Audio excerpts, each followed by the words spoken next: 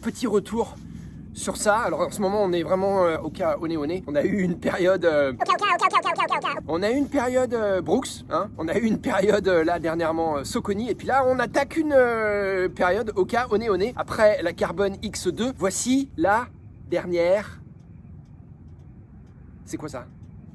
C'est la chaussure de Karl Metzer, les enfants, c'est la Speedgoat 4. Alors Karl Metzer, c'est pour lui que la chaussure avait été créée au départ. C'était un peu un pro modèle. On en avait parlé d'ailleurs sur le blog, certainement sur la Speedgoat 1, ou peut-être même la Speedgoat 2. Allez voir parce qu'on vous raconte un petit peu l'historique de cette chaussure. Et qui est Karl Metzer ici aux États-Unis? C'est un coureur d'ultra trail mythique et qui a créé une course qui s'appelle la Speedgoat 50. C'est un 50 km ou un 50 miles, enfin c'est l'un des deux. Et on l'appelait comme ça parce qu'il était, Karl Metzer, c'est une tige. Il est très très fin et il était très très bon en course dans l'Utah, dans les montagnes de l'Utah. Donc voilà, un peu comme Brooks avait la Cascadia qui était la chaussure pro modèle de Scott Jurek, hein, c'était la chaussure avec laquelle Scott Jurek a gagné la Western States je ne sais pas combien de fois. La Speedgoat, c'était la chaussure de Karl Metzer. Aujourd'hui la Speedgoat elle équipe d'autres coureurs évidemment, et notamment Jim Walsmay qui a couru non pas avec la Speedgoat celle-là, mais avec la Speedgoat Evo, hein, parce que c'est encore une chaussure plus compétition, une chaussure plus légère, une chaussure pour aller encore plus vite. Mais en tout cas ça, je voulais juste vous faire un petit retour dessus. 15 km fait de nuit avec cette chaussure pour la première fois.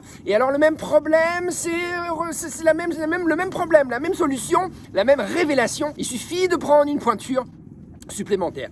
Le même problème et la même solution qu'avec la Carbon X2 dont je vous ai parlé la semaine dernière. Prenez une pointure de plus, c'est ça la solution avec Hoka One. On le voit, cette chaussure, enfin on le voit, on ne sait pas si on le voit, mais en tout cas je vous le dis, et on en avait d'ailleurs parlé dès le début sur cette chaussure, et on le voit très bien sur les vidéos de Karl Metzer quand il s'attaque à ses FKT, à ses fastest known time à lui, qui durent des heures et des heures et des heures et des miles et des miles et des miles, et des centaines de miles. Il a les pieds un peu détruits le pauvre, et il a les pieds pleins d'ampoules, et on en avait nous conclu que peut-être c'était dû à la forme du chausson de ces Speedgoat qui est un peu serré. On retrouve le même problème, hein, décidément, c'est vraiment une décision de design chez Hoka One. Les moules Hoka One sont plutôt faits pour les pieds fins, donc si vous pouvez prendre une largeur supplémentaire, faites-le. Je suis pas sûr que ce soit disponible dans tous les modèles, mais en tout cas la solution que moi j'ai trouvée, c'est au lieu de prendre du 10 US, donc du 44, je prends du 10,5 US. Du 10,5 US, ça correspond à du 44 2 tiers, c'est une demi-pointure au-dessus, et eh bien ça me sauve, si vous voulez, voilà, mais je peux vraiment mettre mon orteil, mon pouce entre le bout de la chaussure et mon orteil. 5 minutes après avoir être parti courir, j'ai dû resserrer un peu la chaussure parce que j'étais un petit peu trop lâche, et puis 5 minutes après encore, ou 10 minutes après encore, je l'ai encore resserré un petit peu. Au final, j'étais très très bien, et j'ai pu bénéficier des qualités incroyables de cette chaussure, c'est-à-dire qu'on le voit, il y a une grosse semelle, viens, reste ici toi, reste ici chouchou. On le voit, il y a une énorme semelle, hein, c'est la semelle oversize typique de chez Hoka One, et ça fait quoi ça? Et ben ça fait que vous sentez pas les cailloux, ça fait que vous avez un amorti qui est très très bon, qui est très très moelleux. Évidemment, ça vous protège, ça vous, évidemment, sur les longues distances, c'est ce qu'il faut, voilà. À moins de s'appeler Kyle Skaggs ou Anton Krupika, si vous êtes un mec normal, et ben vous allez avoir besoin de beaucoup d'amortis sur les longues distances pour vous protéger. Voilà, toutes les marques sont revenues aujourd'hui de ce qu'on appelait le minimalisme.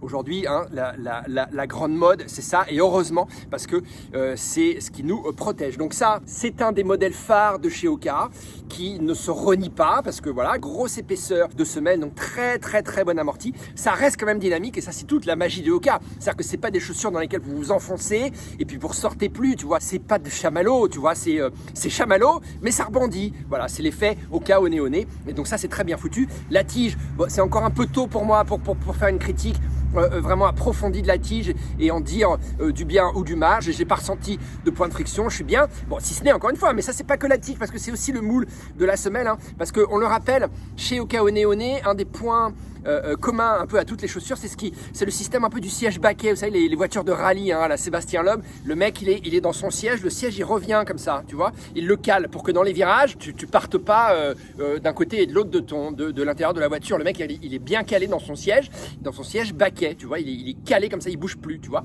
il fait corps avec la voiture. Et ben ton pied va faire corps avec la chaussure de la même manière, si bien que en fait là, tu vois, ton pied il est pas ici, ton pied il est bien plus profond, enfin bien plus profond, il est pas là non plus, mais ton pied il est plus profond, tu vois. Donc en fait, la semelle, elle remonte un petit peu. Du coup, vraiment, ça te tient bien le pied. Donc tu as intérêt à bien l'essayer en magasin. Et ça, c'est vraiment le truc auquel j'ai pensé pendant toute ma sortie de ce soir. C'est vraiment des chaussures, ça qu'il faut aller essayer en magasin. Si vous connaissez votre pointure, vous connaissez le modèle, vous avez déjà l'habitude, vous pouvez acheter sur Internet. Mais sinon, vraiment, moi, mon conseil, c'est essayer en magasin. Et n'hésitez pas à prendre une demi-taille au-dessus de ce que vous prenez déjà habituellement en chaussures de running. C'est-à-dire déjà habituellement en chaussures de running, surtout sur les longues distances, il faut toujours prendre une pointure au-dessus de votre taille de chaussures normale. De toute façon, il faut essayer, il n'y a pas de secret. Mais là, n'hésitez pas à demander au vendeur carrément une demi-pointure encore au-dessus de ce que vous prenez habituellement chez les autres constructeurs, chez les autres équipementiers. Voilà. Donc, semelle Vibram. Alors oui, je voulais juste ça quand même. Très très belle accroche. Hein. Là, c'est un peu gadouilleux. Ouais, il a plu là ces derniers jours ici. C'était un petit peu gadouilleux. J'ai pas du tout glissé. C'était super. Ça, c'est pas la version Gore-Tex. Bon, voilà. Du coup, c'est un petit peu mouillé à l'intérieur là. Est-ce que c'est vraiment très respirant ça? C'est à voir, je sais pas. Hein, encore une fois, voilà, je peux pas me prononcer là-dessus. Ce sur quoi je peux me prononcer, c'est la qualité de l'amorti, c'est le dynamisme, c'est l'accroche. À mon avis, la clé pour rentrer chez Oka, la clé pour bénéficier et pour apprécier Oka, c'est ne pas hésiter à prendre une demi-pointure supplémentaire. C'est vraiment le truc, je me répète, mais moi je vous assure, ça me change la vie. Je redécouvre Oka One One. J'ai découvert Oka One One à son lancement, et puis j'ai boudé la marque pendant pas mal d'années parce que je trouvais, j'étais pas bien dedans et je comprenais pas pourquoi, parce que pour moi du 10 US ou du 44 c'était déjà assez grand généralement chez les autres équipementiers, et donc je comprenais pas où était le problème. En fait, j'ai compris aujourd'hui, c'est que globalement Oka One One taille un petit peu plus petit que ses concurrents, et donc voilà, essayez, et mon conseil c'est une demi-pointure supplémentaire. Donc c'est la Speedgoat 4, on est sur une phase Oka One One en ce moment entre la Carbon X2 et puis la Speedgoat 4. Voilà, les tests continuent, on fait tourner entre les deux chaussures, mais très très beau modèle. Hein.